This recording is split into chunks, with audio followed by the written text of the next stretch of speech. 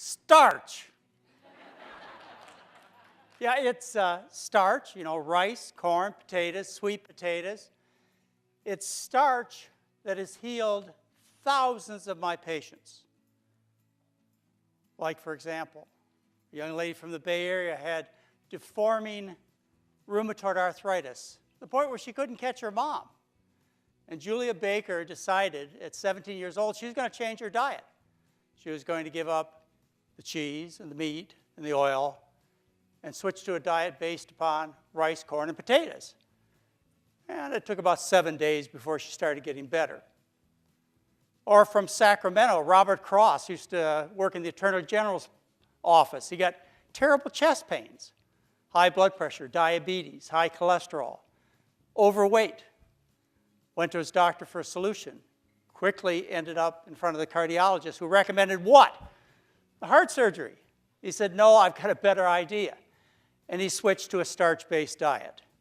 Lost 60 pounds, dropped his cholesterol from 300 to 150, cleaned out his arteries. Or Deb Tisak from Chicago. Had terrible multiple sclerosis. In fact, she fell down, stayed down for a month, couldn't get up. Her doctor told her she'd be in a wheelchair in 5 years and likely bedridden or dead in 10. She says, I'm not going to do that. So what she did is she switched to starch. Yeah, starch. I'm Dr. John McDougall. I've been in this business for 44 years. And I'm the luckiest doctor in the world because my patients get well. It started out, I have to tell you, it started out by a bit of an accident. I was in Michigan, to Hawaii, my internship back in 1972. I stayed on Oahu for a year, practiced just general internal medicine or internship type of program. And then after a year, you know, I fell in love with Hawaii and I didn't want to leave. So I took a job on the Big Island as a plantation doctor. And there I worked as a general doctor for 3 years. I caught babies, I pronounced people dead, I did brain surgery in the middle of the night. But I learned everything that I know today during those 3 years from my patients. The first thing I learned is that I wasn't a very good doctor. You know, I thought I was going to make all these miraculous cures. I mean, I watched Ben Casey, Dr. Kildare, Marcus Welby. I knew what a real doctor did. And I went into this general practice on the Big Island of Hawaii, and I started taking care of these 5,000 sugar plantation patients. And I gave them the best pills I could find. Sent them off to the best surgeons in Honolulu. And they wouldn't get well. They just stayed fat and sick. I thought it was because I was a bad doctor. I realized my limitations as a physician during those 3 years. I was humbled. The second thing that I learned from my patients, and it was a unique setting on the Big Island of Hawaii and the sugar plantation, is I learned how to eat because I was taking care of 5,000 people who ate differently. I was taking care of first, second, third, and fourth generation Filipinos, Japanese, Chinese, and Koreans. Now, my first generation, they learned about how to eat when they were little kids in their native land of the Philippines, Japan, China, Korea. They learned a diet of rice and vegetables. And then they had the fortune of moving to the Big Island to start new families, a new life. But with them, they took their original diet, and they continued to eat rice and vegetables. The kids, who were influenced a little bit by the Western diet, they started to change. And by the time you got to the grandkids, you were looking at people who ate the traditional Western diet. Now, realize these are people of the same genetics, same kind of work for over 100 years on the sugar plantation. Yet before my eyes as a doctor, what I saw is I saw people living on rice and vegetables, no dairy, just a little bit of meat at most, trim, healthy, hearty people, no MS, no arthritis, no diabetes, no heart disease in that first generation living on those traditional diets. And then I watched the second generation get a little fatter and sicker as they abandoned starch. And then the third generation, which feared starch, rice, corn, potatoes, and took on meat and dairy in their diet and oils, they got fat and sick just like every other American. Well, after 3 years, I had to leave as a general practitioner. I went back to Oahu to become a board-certified internist. And I spent the next 2 years studying in the scientific library, in the medical library, next to Queens Medical Center, to see whether anybody else had made this observation, that people who live on starch, rice, corn, potatoes, sweet potatoes, are thin, healthy, hearty, young-looking, not just in the world today, but throughout history, and that will switch to a well-balanced diet, the rich American diet, with lots of protein and calcium and other of these wonderful nutrients, that they got fat and sick. And what I found out was that scientists over the previous 100 years had made this observation. In fact, it goes further back than that. That was important, because that told me right there and then that getting older didn't mean getting fat and sick. It didn't have to be that way. But as I read in the science, I discovered something else that was really profound, and I'm sure it's going to be easy for you to understand. When you stop doing things that make people sick, they get well.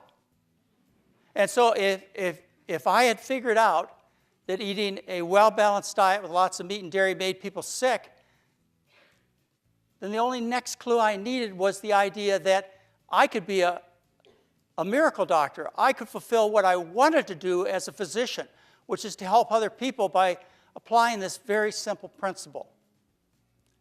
And that is to feed people a diet for human beings. You know, there is a diet for people. I know you might be surprised considering the variety that everybody eats. But there is a diet for human beings. And each and every one of you ought to be able to answer that question for yourself, for your spouses, for your children, for your friends. You should be able to have that answer. When somebody says, well, what do human beings eat? I mean, after all, you know what a cat eats, right?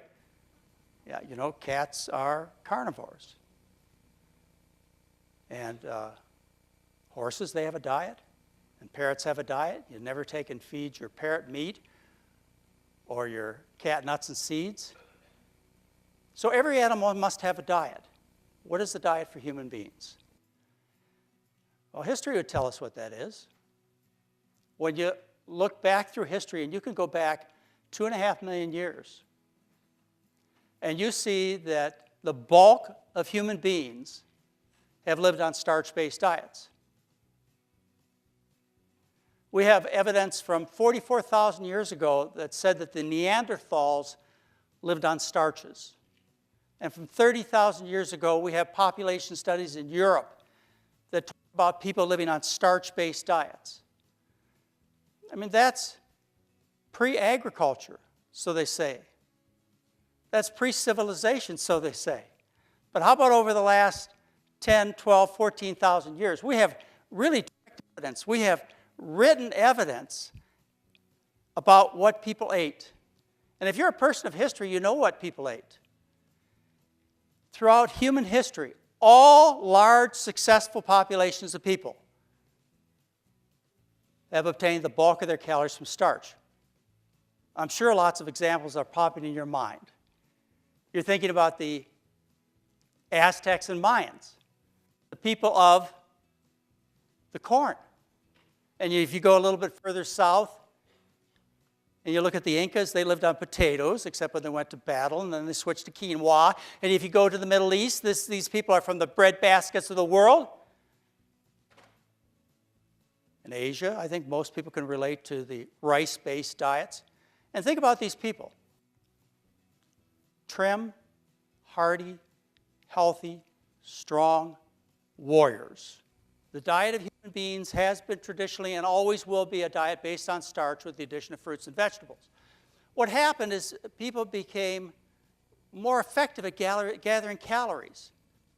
And the richer people in each and every society, what happened to them is they no longer had to eat the starches. They could instead eat the animals that were eating the starches. And as a result, there was a certain segment of the population throughout all of human history that became wealthier than the rest of the people. And these people could eat meat in the form of pheasant or pigs or other kinds of animals and put the starches as side dishes. You have the pharaohs and the kings and the priests and the priestesses of 3,500 years ago who are described as fat. The examination of their bodies 3,500 years later shows terrible atherosclerosis, gallbladder disease, and all kinds of other problems of Western civilization. Well, we had a few kings and queens back then. And then as time went on, more and more people were able to eat like kings and queens. And you recall King Henry VIII in his court. What'd they look like? Americans. That's what they looked like. And then as time went on, we became more efficient at gathering food. People became wealthier. We had the Industrial Revolution in its midst 150 years ago, and we had the discovery of fossil fuel. And as a consequence, almost everybody in Western society could eat like kings and queens. And what's the result? Can't you see it? Can't you see it? When people abandon their starch-based diets of rice and corn and potatoes with the addition of fruits and vegetables, instead they eat the food of royalty, as people do in Western society, what would you expect? That you'd have people that look like kings and queens and are sick with diabetes and heart disease and cancer and multiple sclerosis. Anyway, that's the setting of the country today. The statistics are very familiar to you, I'm sure. We live in a society where people are fat and sick, and not just the adults, but the children too. 30% of the kids are overweight. Not only are they overweight, but deep under their skin is a lot of sickness. These kids have atherosclerosis. They have arthritis. They suffer precocious puberty. Little boys are going through puberty at age 9. Little girls around age 8. That's 5, 6 years before intended. We have a society of sick children. Now, come on. Civilized people don't let children be hurt. But somehow we do in our society. Somehow it's okay for the kids to be sick. Well, it's not okay. People should rise up to the occasion and protect our children. How about our soldiers? Yeah, our soldiers are sick. We send our men and women across the world to represent us and to keep us safe, and yet half the soldiers are overweight. And underneath that obesity is a lot of sickness. What kind of society tolerates men and women who fight in our defense, tolerates them being ill because of the rich Western diet, feeds them a diet of kings and queens? Makes no sense at all. How about our businesses? We're competing in a world market, and our fat and sick. How do we compete with people in Japan who live on starch-based diets, or China, or India? Oh, I know how we compete. We just wait till we switch to the American diet and get fat and sick, right? No, I think there's a better way. We can work hard to get our employees healthy. How about a healthcare system where 20% of our gross national product is expected to be spent on illness? How can we ever get ahead? How can we solve the deficit? How can we fix this world? When we have a world where people look and feel and function like kings and queens.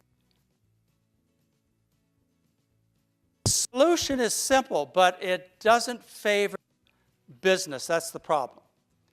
We have a celebration here. George McGovern, Senator George McGovern, died last month, October 21st, 2012. George McGovern was essentially the author of the Dietary Goals of the United States, which were published in January of 1977. These goals were to be similar to the Surgeon General's report of 1964. The Surgeon General's report of 1964 changed America, changed the Western world. Back then in the 70s, half. Today, fewer than 20% of people smoke. Back in the 70s, obesity was half of what it is today. Diabetes was half of what it is today. Industry has won. Americans have lost. But we have an option to change that by becoming informed about what the human being eats. The human being is a starch eater. All of you out there that are suffering, your families are suffering, and you're looking to modern medicine for a solution, stop looking. They're not going to cure dietary diseases with a pill or a surgery. You are going to fix dietary diseases by fixing the problem, which is the food. And when you fix the food, what happens is people get healthy. You as individuals, sick with various diseases, communities, countries, and the world can get healthy by making a simple change back to a starch-based diet. And I believe it will make economic sense to health, a healthy country. I believe it's worth doing. Now, I know a lot of you who are new to this, you think about changing your diet. And somebody says to you, well, you have to give up meat. You have to give up dairy, your ice cream, your cheese, your chicken, your steaks. You say, I'm going to starve to death. That's like asking me to give up breathing or asking me to give up drinking water. You think it's an impossible task. That's because you've been faced with a serious untruth about starches. You love starch. I know you do. When I mention rice and beans, you have a very positive reaction. If I mention pasta, you say, well, that's comfort food. Potatoes, I was raised in the Midwest. If it wasn't for mashed potatoes, I wouldn't be here today. So when somebody says you must give up meat and dairy, and they fail to finish the sentence, what you need to do instead is you need to live on starch, on oatmeal for breakfast, hash brown potatoes. For lunch, you need to have bean soup, pea soup, lentil soup. For dinner, you have bean burritos, pasta marinara sauce, mushu vegetables, and rice. You say, I can do that. Well, of course you love those foods. This is the kind of education that we need. We need a new dietary goals for the United States. We need a government that will stand up and tell the truth to the people. We need a society that will not tolerate uncivilized behavior like letting our children be sick and our military be sick and our poor people be sick and our workers be sick because of the diet of kings and queens. And once we know that, we can change it, can't we? We can make a difference. Thank you very much.